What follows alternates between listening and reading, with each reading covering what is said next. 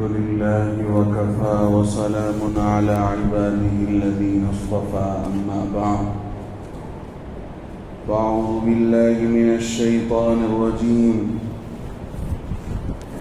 بسم الله الرحمن الرحيم وضرب الله مثلا قرية كانت آمنة مطمئنة يأتيها رزقها رغدا من كل مكان فكفرت بأنعم الله فأذاقها الله لباس الجوع والخوف بما كانوا يصنعون صدق الله العظيم. وقال نبينا صلى الله عليه وسلم إن الله تعالى يرى أن أثر نعمته على عبده أو كما قال صلى الله عليه وسلم إن الله تعالى يحب أن يرى أثر نعمته على عبده أو كما قال صلى الله عليه وسلم. بزرگ دوستو، انسان کا یہ مزاج بنا ہوا ہے کہ انسان اپنے سامنے کی چیزوں پر زیادہ زور دیتا ہے، فکر کرتا ہے. جو چیز اس کے سامنے ہے اس پر توجہ زیادہ ہوتی ہے، اس کی فکر زیادہ ہوتی ہے.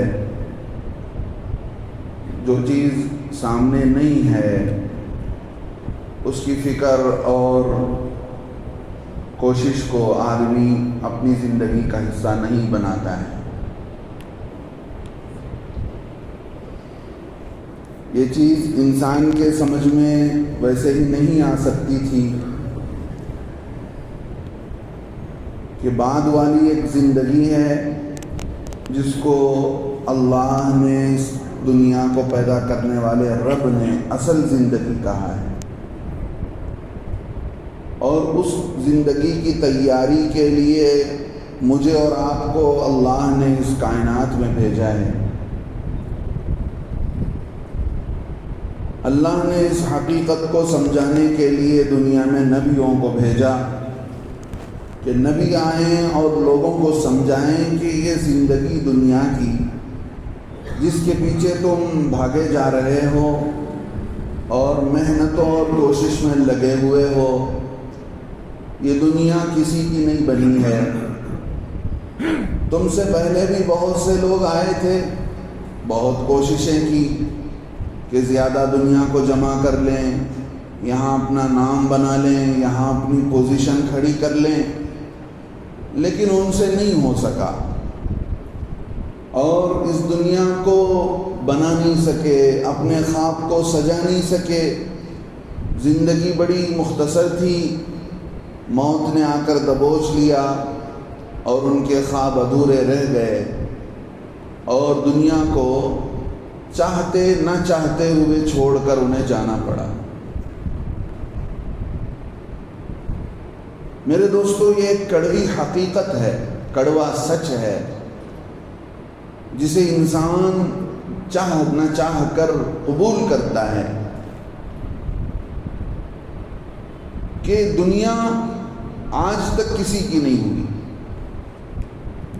نہ عہدیدار کی ہے، نہ مالدار کی ہے، نہ گورے کی ہے، نہ کالے کی ہے، نہ کسی خاص بر اعظم میں رہنے والے کی ہے. دنیا آج تک کسی کی نہیں بنی ہے. لیکن ہماری محنت اور بھاگ دوڑ، ہمارا ٹینشن، ہماری زندگی ایک میسج یہی دیتا ہے کہ بھئی دنیا ہی کو ہم نے سب کچھ سمجھ بیٹھا ہے کہ یہاں کی زندگی، یہاں کی کامیابی، یہاں کی سوچ، میرا پیسہ، میرا نام، میری شہرت اور میری پوزیشن، جی میرا اور میں ہوں، اس میں کے پیچھے آدمی کی زندگیاں ختم ہو رہی ہیں، کھپ رہی ہیں. احساس تک نہیں ہے کہ انسان کی زندگی میں سب سے قیمتی چیز اس کی اپنی زندگی ہے، سانس ہے، جو وقت انسان جی رہا ہے. یہ وہ وقت ہے کہ جو قیامت تک واپس لوٹ کر آنے والا نہیں ہے، اور اس زندگی کا حساب لیا جائے گا، پوچھا جائے گا۔ دنیا یہ بات نہ بتائے، دنیا اس حقیقت کو نہ مانے تو اور بات ہے، لیکن کلمہ پڑھنے والے مسلمان کو شروع سے سمجھایا گیا۔ ایک کان میں اذان دی گئی، دوسرے کان میں اقامت دی گئی۔ عربی کے شاعر نے کہا، یہ بتایا جا رہا ہے کہ دیکھو اذان اور اقامت کے بیچ میں کتنا وقت رہتا ہے، اتنا وقت تمہاری زندگی کا ہے۔ اتنی چھوٹی زندگی تم لے کر آئے ہو، تمہارا سب کچھ سارا کا سارا کھیل اتنا ہے کہ بس تمہارے آنتے وقت کے اذان اور اقامت پر غور کر لو کہ اتنی چھوٹی زندگی اور اتنا چھوٹا سا سرمایہ لے کر آئے۔ تو میرے دوستو بزرگوں، جس دنیا کے پیچھے، جس مال کے پیچھے، جس شہرت کے پیچھے، جس جائیداد اور پراپرٹی اور مال و دولت کو بنانے کے پیچھے ہماری زندگیاں کھپ رہی ہیں اور سمجھ رہی کہ میرا ہے، میں ہوں، میرا سب کچھ ہے۔ بھئی ہمارا کیا ہے؟ جو ہمارے باپ کا تھا وہ ہمیں ملا، اور جو ان کے باپ کا تھا وہ انہیں ملا۔ جب وہ ان کے اپنے دادا کے پاس نہیں رہا، پھر وہ چیز میرے باپ کے پاس نہیں رہی، پھر اب میرے ہاتھ میں آئی ہے تو میرے پاس کہاں سے رہ جائے؟ اللہ کے نبی صلی اللہ علیہ وسلم نے اس حقیقت کو سمجھایا، حدیث میں کھول کر بتایا، ان الدنیا عرض حاضر یأکل منها البر والفاجر۔ لوگوں، دنیا ایک وقتی چیز ہے، عرض حاضر، کہ وقتی منفعت، وقتی طور پر آپ نفع اٹھا لے سکتے ہیں، یہ رہے گی اس کی کوئی گارنٹی نہیں ہے۔ اسی وجہ سے اللہ سب کو دیتے ہیں۔ یہ دنیا فاجر، فاسق و فاجر کے پاس کو بھی مل جاتی ہے، اور جو ہے نیک لوگوں کو بھی مل جاتی ہے۔ اللہ کے نبی صلی اللہ علیہ وسلم فرماتے ہیں یہ دنیا حقیقت نہیں ہے۔ آگے الا وان الآخرۃ اجل صادق یقضی فیہا ملک قادر۔ لوگوں، آخرت ایک سچا وعدہ کیا گیا دن ہے، جو دن اللہ ملک قادر، جس کی پوری قدرت دنیا کے اندر چلتی ہے، پوری دنیا کا مالک اور قادر، ذرے ذرے کا فیصلہ کرے گا۔ لہذا اپنی زندگی سوچ سمجھ کر جیو۔ اللہ کے نبی صلی اللہ علیہ وسلم نے زندگی کی حقیقت سمجھایا۔ ہم قرآن پڑھ کر دیکھیں، حدیث پڑھ کر دیکھیں، نبی علیہ السلام کے واقعات پڑھ کر دیکھیں۔ اللہ کے نبی صلی اللہ علیہ وسلم فرماتے ہیں یقولون آدم مالی مالی۔ انسان کا بیٹا یہی تو پکار لگاتے کہ بھی میرا پیسہ ہے، میرا شوق ہے، میری چیزیں ہیں، میں جو چاہے کر سکتا ہوں۔ اللہ کے نبی علیہ السلام نے فرمایا فَأَنَّا مَالُهُ، ارے اس کا مال کون سا ہے پتہ ہے تمہیں؟ انسان کا مال کون سا ہے؟ مَا أَكَلَ فَأَفْنَا، جو کھا کے ختم کر دیا وہ اس کا رہا، وَمَا لَبِسَ فَأَبْلَى، اور جو پہن کر پرانا کر دیا وہ اس کا رہا۔ اللہ کے نبی صلی اللہ علیہ وسلم نے صاف طور سے بتایا کھانا پینا، اب اس کھانے پینے کے ساتھ آپ جتنی چیزیں جوڑ لیں، اور پہننا، اللہ کے نبی اللہ رب العزت نے قرآن کے اندر بتایا انزلنا علیکم لباسا، ہم نے آسمانوں سے تمہارے لیے لباس اتارا ہے، تمہارے ظاہری جسم کے عیوب اور فالٹ کو چھپانے کے لیے ہم نے لباس اتارا ہے، وریشا، اور یہ لباس تمہاری خوبصورتی کا بھی ذریعہ ہے۔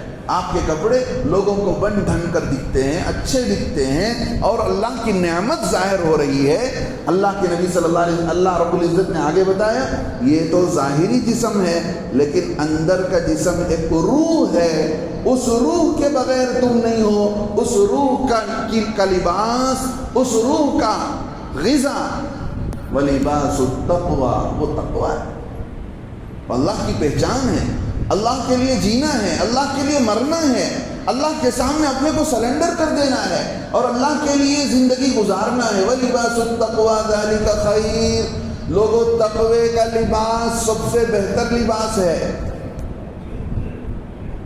تو معلوم یہ ہوا جو آدمی پہن رہا ہے، جی وہ اس کا ہوا، چاہے جتنا اچھا پہن لے، جتنا اچھا کھا لے. کھانے کے لیے بتایا گیا کہ بھئی اتنا مال جمع نہ کرو جس سے تم کھا نہیں سکتے ہو، ٹھیک ہے کھانا اتنا تو تیار کرو جس کو تم کھا سکتے ہو. فضول خرچی نہیں ہونی چاہیے کہ کھانے کو آپ برباد کر رہے ہیں، لے جا کر کے جو ہے کچرے میں ڈال رہے ہیں. اتنا کھانا بنایا نہیں جانا چاہیے.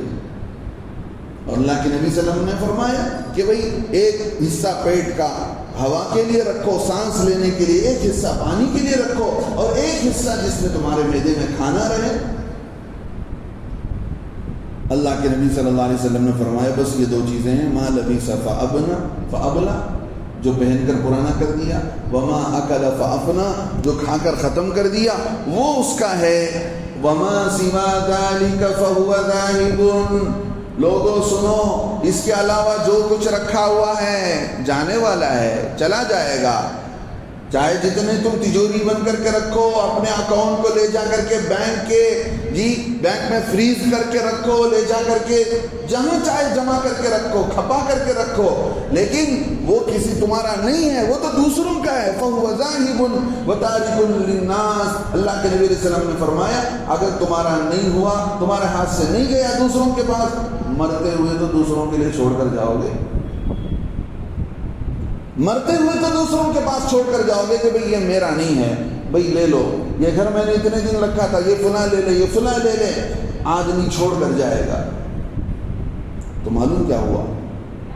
دوسروں کی دنیا کے لیے اپنی آخرت کو برباد کر رہا ہے بچہ. میرے بچوں کی فیوچر بن جائے، بھئی اپنی آخرت کی تو فکر کر لے. تو صحیح سے مسلمان بن جا، تو ایک مسلمان باپ بن جا، دیندار باپ بن جا. بچوں کی فیوچر کی اتنی فکر کہ اللہ سے دور ہو گیا، اللہ سے کٹ گیا، مسجدوں سے تعلق نہیں، دین سے تعلق نہیں، نماز سے تعلق نہیں. بھئی بچوں کی فیوچر بن جائے. بھاگے جا رہے ہیں. اللہ کی ذات پر بھروسہ نہیں. جی اللہ کے نبی صلی اللہ علیہ وسلم نے ایک مرتبہ صحابہ سے پوچھا کہ اچھا یہ بتاؤ، اگر تم سے کوئی کہے کہ دوسروں کے مال و دولت کو تمہیں کی نگرانی کرنا ہے، کتنی اچھی مثال دے کر سمجھایا. دوسروں کے کیپٹل اور مال و دولت اور پراپرٹی کو دیکھ بھالی کرنا ہے فری میں، کیا تم کرو گے؟ صحابہ نے فرمایا اللہ کے نبی ہم کیوں کریں گے، کچھ ملے گا بھی نہیں، اور دوسروں کی پراپرٹی کی حفاظت ہم کرتے رہیں گے، ہمارا وقت بھی جائے گا اور ہمارا نفع بھی کچھ نہیں ملنے والا ہے، ایسا کام کون کرے گا؟ اللہ کے نبی نے فرمایا کہہ تو رہے ہو کرو گے نہیں، لیکن تم وہی کر رہے ہو. بچوں کے لیے فریز کرنا ہے، بچوں کے لیے پراپرٹی جمع کرنا ہے، بچوں کی فیوچر بنانا ہے، کر تم وہی رہے ہو. دوسروں کے مال کو دوسروں کے لیے مال جمع کر کے جا رہے ہو، لیکن یہ جو کر رہے ہو اس کا تمہیں کچھ ملنے والا نہیں. میں پراپرٹی بنانے کی بات کہہ رہا ہوں. بچوں کو فقیر چھوڑ کر جانے سے بھی اللہ کے نبی نے منع کیا. ان کو ایک حد تک ان کو اپنے پیروں پر کھڑا کر دیا جائے، لیکن اس کا یہ مطلب نہیں کہ آپ بچوں کے فیوچر بنانے کے لیے سب سے کٹ گئے، اللہ سے کٹ گئے، قرآن سے کٹ گئے، نبی سے کٹ گئے، مسجدوں سے کٹ گئے کہ بھئی ہمارے پاس وقت نہیں، کمائے جا رہے ہیں. اللہ کے نبی فرما رہے دوسروں کی دنیا بنانے کے لیے پھگٹ میں فری میں اپنے آپ کو لگا رہے ہو، کہ تم اس کے لیے تیار ہو؟ صحابہ نے کہا اللہ کے نبی ہم کیسے تیار ہو جائیں گے؟ اللہ کے نبی علیہ السلام نے فرمایا تم وہی کر رہے ہو، کہہ تو رہے ہو زبان سے کہ ہم نہیں کر رہے ہیں، لیکن تمہاری زندگی بتا رہی ہے تم وہی کر رہے ہو. یہ بات اگر اللہ کے نبی صحابہ سے کہہ رہے ہیں تو میری اور آپ کی بزی، میں اور آپ جتنا مشغول ہیں دنیا کے اندر، ہماری زندگی تو صاف بتا رہی ہے کہ ہم دوسروں کے لیے جی رہے ہیں، دوسروں کے لیے مر رہے ہیں. تو میرے دوستو اس دھوکے سے نکلنا ہے، اس دھوکے سے نکلنا ہے کہ بھئی ہمارا کچھ نہیں ہے یہاں پر، نہیں یہ دنیا کسی کی نہیں. ہر وقت بشر کو قیال خزاں رہے. ایک شاعر کہتے ہیں بشر کہتے ہیں انسان کو، قضا کہتے ہیں موت کو. ہر وقت بشر کو خیال قضا رہے، موت کی فکر رہے. ہم کیا رہیں جب کہ رسول خدا نہ رہے صلی اللہ علیہ وسلم، ہم کیا رہ جائیں گے اس دنیا میں؟ اس کائنات کو بنا کر جس عظیم ہستی کو کہا جا رہا ہے اے اللہ کے نبی لولاک لما خلقت الافلاک، آپ نہ ہوتے تو نہ چاند بنایا جاتا، نہ سورج بنائے جاتے، نہ کائنات کا تصور ہوتا۔ یہ پوری کائنات آپ کے لیے بنائی گئی ہے۔ اس عظیم ہستی کو موت دے کر اللہ رب العزت اپنے پاس بلا رہے ہیں۔ جب وہ عظیم ہستی جن کے لیے یہ دنیا کریٹ کی گئی، بنائی گئی، وہ نہیں رہے تو میں اور آپ رہ کر یہاں کیا کر لے سکتے ہیں؟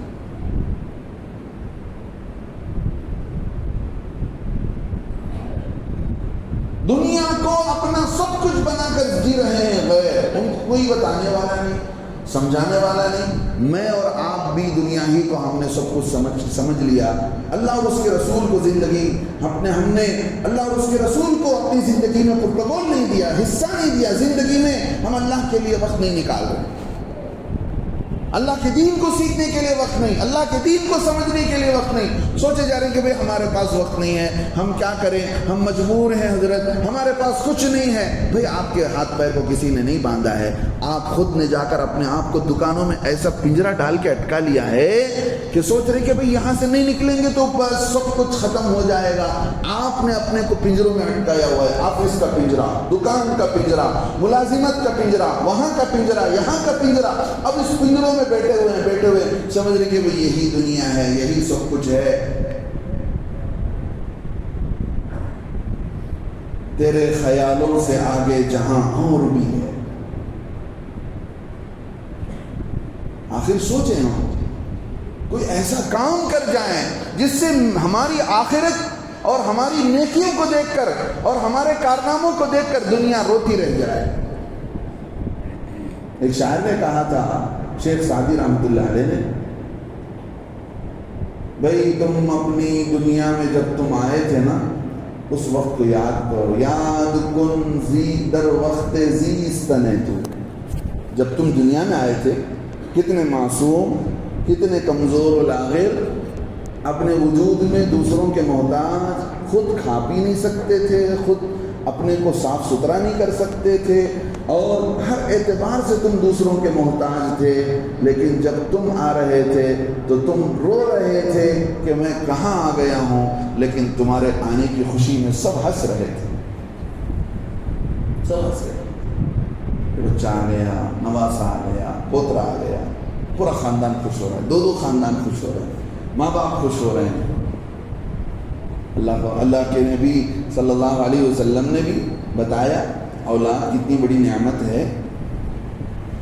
اللہ وہ شاعر کہتے ہیں، شیخ سعدی رحمۃ اللہ علیہ، ہم چنازیں، ارے ایسی زندگی گزار کر جاؤ، بہترین زندگی، ماڈل زندگی، تمہاری زندگی سے لوگ سبق سیکھیں، تم سے لوگوں کو نفع پہنچے، تمہارے بچوں کو نفع پہنچے، تمہارے محلے کو نفع پہنچے، ایسی ماڈل زندگی گزار کر جاؤ۔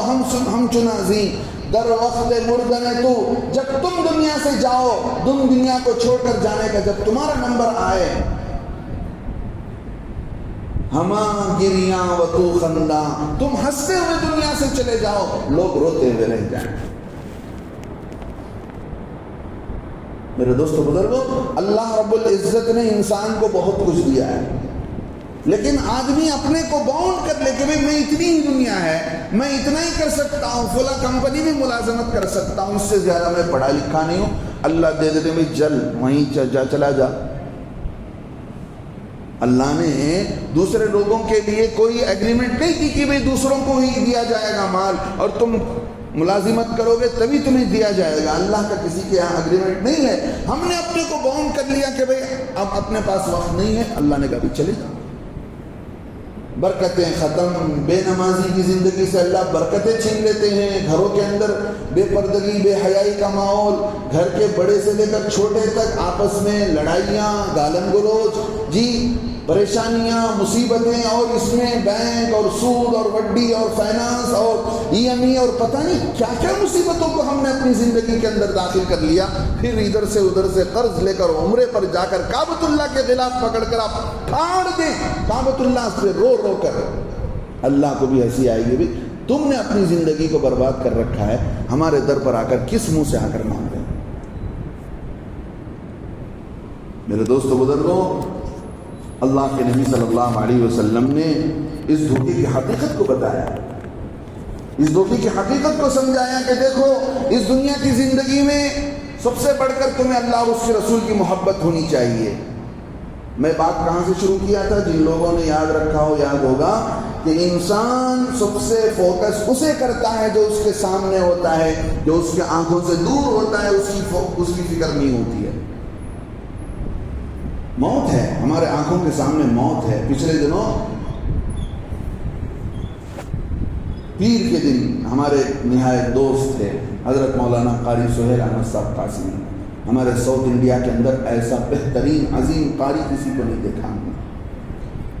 اللہ نے عجیب قرات قرآن کا ملکہ دے رکھا تھا۔ گھر سے نکلے مدرسہ جا رہے تھے، بس میں آ کر ٹکرایا، موت ختم ہو گئی، زندگی گل ہو گئی، جوان 3-4 بچیاں گھر میں، ایسے آتی ہے موت۔ کتنے خواب تھے ہوں گے، کتنے سوچ رکھا تھا، کتنی آئیڈیالوجی کر رکھی تھی، بس گھر سے نکلے ہیں کھانا کھا کر، اب مدرسے جا رہے ہیں دوپہر کی ڈیوٹی کے لیے، راستے میں ختم ہو گئی زندگی۔ اللہ رب العزت فرماتے ہیں یہ دنیا دھوکہ ہے، یہ زندگی جھوٹ ہے۔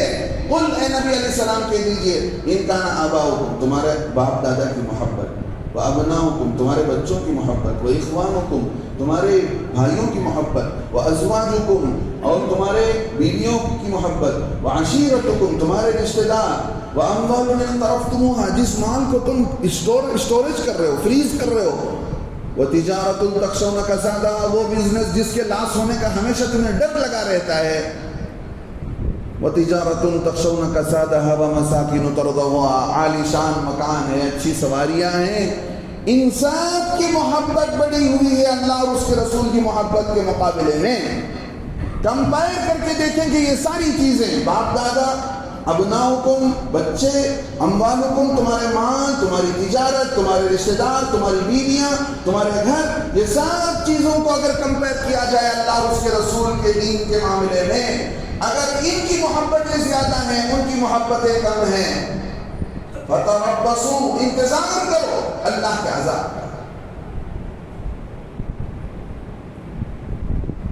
ہمیں سب کچھ دیا گیا، پھر بھی ہم یتیم ہو گئے، ہم کو دین سے مطلب نہیں، قرآن سے مطلب نہیں، اللہ رسول سے مطلب نہیں۔ تو میرے دوستو بزرگوں، زندگی کو ٹرن کرنا پڑے گا، اپنے کو بدلنا پڑے گا۔ یہ گاؤں دیہات جہاں ہم رہتے ہیں، یہ کوئی جس علاقے میں بھی ہم رہ لیں، اللہ کے یہاں عذاب سے بچنے کے لیے کوئی معنی نہیں رکھتے۔ مکے کے کفار یوں کہتے تھے کہ بھئی ہمارے پاس مال ہے، اولاد ہے، اس مال کو دے کر ہم عذاب سے بچ جائیں گے۔ بڑے بڑے ہمارے پاس پھٹے کٹے نوجوان ہمارے جو ہے بچے ہیں، یہ ہمارے بچے ان فرشتوں کو جو ہمیں عذاب دینے کے لیے مارنے کے لیے آئیں گے نا، مار کر ختم کر دیں گے۔ قرآن میں اللہ نے ایک جگہ فرمایا علیہا 19 17 فرشتوں کو ہم نے جہنم میں طے کر رکھا ہے۔ ایک منظر کو کھینچتے ہوئے اللہ نے اس خاص مقام کے تعلق سے کہا کہ وہ 17 فرشتے ہیں۔ ان پاگلوں نے سمجھا 17 ہی فرشتے ہیں، ان کہا کہ ہماری اتنی تعداد ہے، ان جہنم میں ان 17 کو پکڑ کر ہم سارے کا سارا نیست و نابود کر دیں گے۔ اللہ فرماتے ہیں وما اموالکم ولا اولادکم بالتي تقربکم عندنا زلفا، نہ تمہاری اولاد نہ تمہارے مال اللہ سے تمہیں قریب کر سکتے ہیں، الا من آمن وعمل صالحا، جس نے دل سے یقین پیدا کر لیا اللہ پر، آخرت پر، موت پر، حشر پر، قرآن کے سچے ہونے پر، نبی کے سچے ہونے پر، نبی کی زندگی اور سنتوں میں کامیابی پر، اور اسی کے مطابق وعمل صالحا، اس قرآن کے مطابق اور دین کے مطابق زندگی گزاری، فَأُولَٰئِكَ لَهُمْ جَزَاءُ الضِّعْفِ بِمَا عَمِلُوا، ہم بڑا کر کے ڈبل ٹربل ہم ان کے نیکیوں کو بڑا کر کے دیں گے۔ میرے دوستو بزرگوں، یہ زندگی اس لیے دی گئی ہے، اس لیے نہیں کہ ہم چھوڑتے ہوئے جائیں۔ آپ اندازہ کریں، بنگلور والے ہیں، امریکہ شفٹ ہونا ہے، یہاں کی ساری پراپرٹی جمع کر رہے ہیں، وہاں اس کو ریال میں کنورٹ کر رہے ہیں، وہاں اسٹور کر رہے ہیں بینکوں میں یا جو بھی ہے۔ آدمی جہاں جانا چاہتا ہے وہاں مال بھیج دیتا ہے۔ آپ کا بچہ سعودی، دبئی اور کوئی قطر میں کما رہا ہے، لیکن پیسے آپ کو بنگلور میں بھیج رہا ہے۔ بنگلور کے انڈین بینک میں بھیج رہا ہے، اسٹیٹ بینک میں بھیج رہا ہے. کیوں؟ مجھے یہاں آنا ہے، جتنے سال بھی رہ جاؤں مجھے یہاں آ کر اپنی زندگی گزارنی ہے، میرا فیوچر یہاں، مجھے یہاں رہنا ہے. جی کئی سارے لوگ تھے موجودہ حکومت کو چونا لگایا اور اپنی تعلقات اور لنک اور پالیسی کو استعمال کر کے حکومت کو چونا لگایا، بینکوں کو چونا لگایا. مسلمانوں میں بھی بہت سارے ہیں، لگا کر گئی کئی ساری کمپنیاں، کہاں گئے پتہ نہیں. آج بھی بہت سارے لوگ دجال قسم کے عمرہ اور حج کے نام پر لوگوں سے مال کھسوٹتے ہیں جی، اور لے جا کر کے جہاں شفٹ ہونا ہے چلے جاتے ہیں. مطلب یہ کہہ رہا ہوں، انسان وہاں مال جمع کرتا ہے جہاں اسے جانا ہوتا ہے. یہ دنیا میں ہماری اور آپ کی پالیسی ہے، لیکن جب آخرت کا نمبر آتا ہے، اس پوری حقیقت کو اللہ نے قرآن میں بیان کیا ہے، وہاں ہم کیوں پیچھے ہو جاتے ہیں؟ آخرت میں اسٹوریج کیوں نہیں کرتے؟ اللہ کے لیے مال جمع کرنا ہم کیوں نہیں چھوڑتے ہیں؟ اللہ کے نبی صلی اللہ علیہ وسلم کے پاس حضرت عمر رضی اللہ عنہ نے آ کر سمجھایا. حضرت عمر رضی اللہ عنہ کو خیبر کے باغات ملے تھے، فتح ہوا تھا خیبر کا علاقہ. اللہ کے نبی علیہ السلام سے کہنے لگے، اللہ کے نبی میں اسے صدقہ کرنا چاہتا ہوں. جی میں اسے صدقہ کرنا چاہتا ہوں. لوگوں کو صدقہ و خیرات کی بڑی فکر رہتی ہے. بعض ایسے ہوتے ہیں گھروں میں چولہا نہیں جلتا، ماں پریشان رہتی ہے، بیٹی پریشان رہتی ہے. جی حج کرنے کو جا کر وہاں کوئی زکوٰۃ بانٹا، کہ بھائی ماں کو گھر میں کھانے کے لیے نہیں ہے، مکے کو جا کر زکوٰۃ بانٹے گا. جی ایسی فکر رہتی ہے کہ بھائی صدقہ کرنا ہے، مسجدیں بنانا ہے. بھائی پریشان ہے، قرضوں میں پھنسا ہوا ہے، وہاں نہیں دیکھے گا. رشتہ داروں پر صدقہ کرنا، رشتہ داروں پر خیرات کرنا سب سے زیادہ اجر رکھتا ہے. جو ہمارے قریب ہیں ان پر زیادہ، ان کی ذمہ داری ہم پر زیادہ ہوتی ہے. میں کہہ رہا تھا حضرت عمر رضی اللہ عنہ نے اللہ کے نبی سے کہا، اللہ کے نبی نے فرمایا نہیں، صدقہ مت کرو، وقف کرو. وقف پوچھتے ہیں کہ بھئی وقف کا کیا فائدہ ہے؟ حضرت سلمان فارسی رضی اللہ عنہ نے مدینے میں باغ وقف کیا. جی حضرت عثمان رضی اللہ عنہ نے باغ وقف کیا. اس زمانے سے لے کر آج تک وہ باغ انہی کے نام سے وقف ہیں. وقف کا مطلب ہوتا ہے کہ وہ مال کبھی بیچا نہیں جا سکتا، کبھی دوسرا خرید نہیں سکتا، وہ ہمیشہ کے لیے اللہ کے نام پر ہو جاتا ہے. مسلمانوں کے عام فائدے کے لیے اس کا استعمال کیا جا سکتا ہے، لوگوں کے مال بٹورنے کے لیے نہیں جمع کیا جا سکتا. اب وہ مال آج تک سعودیہ حکومت نے جمع کر کے رکھا ہے. جی حضرت عمر رضی اللہ عنہ کے نام سے بینک میں اکاؤنٹ کھول دیے، وہاں سے جو بھی آمدنی آتی ہے اس کو بینک میں جمع کیا جاتا ہے. اس کو جو ہے کئی سارے اداروں کے حوالے کر دیا گیا، وہ وہاں سے مال نکالتے ہیں اور لوگوں پر خرچ کرتے ہیں. حضرت سلمان فارسی رضی اللہ عنہ کے نام سے وہ باغ آج بھی موجود ہے. حضرت عثمان رضی اللہ عنہ نے جو وقف کیا وہ بھی موجود ہے، اور ہمیشہ کے لیے ان کے اکاؤنٹ میں جمع ہو رہا ہے، اکاؤنٹ میں جمع ہو رہا ہے. پچھلے زمانے میں ہندوستان کے اندر ہر جگہ تقریباً 600 سال مسلمانوں کی حکومت رہی ہے، اور اس کے بعد نوابوں کی حکومت رہی، راجاؤں کی، مہاراجاؤں کی حکومت رہی، اور ادھر دکن کے اندر مسلمانوں کی حکومت تھی. بیجاپور میں عادل شاہ کی حکومتیں تھیں، ادھر ٹیپو سلطان کی حکومتیں ادھر اس پورے علاقے میں تھی. ریاست مدراس جس کو کہا جاتا تھا، پورے مدراس سے لے کر میسور تک کا ایک صوبہ سمجھا جاتا تھا. وہاں کئی مسجدیں بنائی، آج بھی ان کے قلعے موجود ہیں، اور انہوں نے جو جاگیر دی ہے، وقف کیا ہے، جہاں جہاں انہوں نے رہ کر کام کیا ہے، آج بھی وہ اوقاف موجود ہے. چونکہ مسلمانوں کے اندر یہ جذبہ ہے کہ جو مال ہمیں اللہ کے نام پر وقف کر دیا جاتا ہے اس کا اجر ملتا رہتا ہے، اس لیے مسلمانوں نے زیادہ وقف کیا. اور قوموں کے پاس تو یہ کنسپٹ نہیں ہے کہ بھائی بھگوان کے نام میں جمع کر دیں گے تو موت کے بعد، وہ بات ہے ہی نہیں. موت کے بعد کا چیپٹر ہی ٹوٹلی کلوز ہے ان کے پاس. ہمارے پاس ہمیشہ اوپن رہتا ہے. ہمیں بار بار سمجھایا جاتا ہے کہ بھئی موت کو سامنے رکھ کر زندگی گزارو. تو موت کو سامنے رکھ کر جن لوگوں کو ملا اس زمانے میں ان زمینوں سے انہیں کچھ ملتا نہیں تھا. کریں گے تو کھیتی باڑی اس میں سے کچھ پک کر آ سکتا تھا. اکثروں نے اللہ کے نام پر دیا، خانخواہوں کے نام پر، درگاہوں کے نام پر، قبرستانوں کے نام پر، مزاروں کے نام پر عاشور خانے کھولے، مسافر خانے کھولے. پتہ نہیں کیا کیا انداز سے وقف کیا، آج اسی وجہ سے اوقاف وقف کی زمینیں ہندوستان کے اندر زیادہ ہیں۔ اور یہ کہنا بھی غلط ہے کہ مسلمان 6 لاکھ ایکڑ سے زیادہ، میں بھول رہا ہوں، اس سے زیادہ زمینیں صرف 2 مندروں کے نام پر ہیں، جو 2 مندر صوبہ تمل ناڈو کے اندر ہیں۔ اور یہ کہتے ہیں بھئی مسلمانوں کو کہاں سے آ گیا، کیا آ گیا؟ یہ زمینیں اگر تم مخلص ہوتے، واقعتاً اگر تم ان کے محافظ ہوتے اور اس کے ذریعے غریبی کو ختم کرنا چاہتے، ہمارے ملک کا وزیر اعظم تو یہ کہہ رہے کہ بھئی ہم یہ چاہ رہے تھے کہ مسلمان پنچر لگا رہے ہیں تو ان کو نکال کر وقف کے قانون کے ذریعے سے جو بھی آمدنی ہوگی اس کے ذریعے سے مسلمانوں کی زندگی کو بہتر کیا جائے۔ ارے تم کیا پنچر کی تانے ہم دے سکتے ہو؟ کئی سارے لوگ پنچر لگا رہے ہیں اس ہندوستان کے اندر، مسلمانوں کی کیا بات ہے؟ کئی سارے لوگ لگائے بیٹھے ہیں۔ ان دلتوں کے لیے، ان پسماندہ لوگوں کے لیے، ان بیکورڈ کلاس لوگوں کے لیے تم نے کوئی آج تک پالیسی بنائی ہو ہمیں بتا دو؟ سوائے لوگوں کے آنکھوں میں دھول جھونکنے کے کچھ نہیں ملا۔ جن ممالک کو ترقی کرنا تھا، ہندوستان کے نوجوان چاہے مسلمان ہو نان مسلم ہو، ان نوجوانوں کو اپائنٹ کر کے بڑی بڑی کمپنیاں 5 لاکھ سے 10 لاکھ، امریکہ کے اندر ہندوستان کا ایک ڈرائیور ماہانہ 8 لاکھ روپے کما رہا ہے، تو وہ اس کی زندگی بھی بن رہی ہے، وہ اپنے ذریعے اپنے ملک کو بھی ترقی دے رہے ہیں۔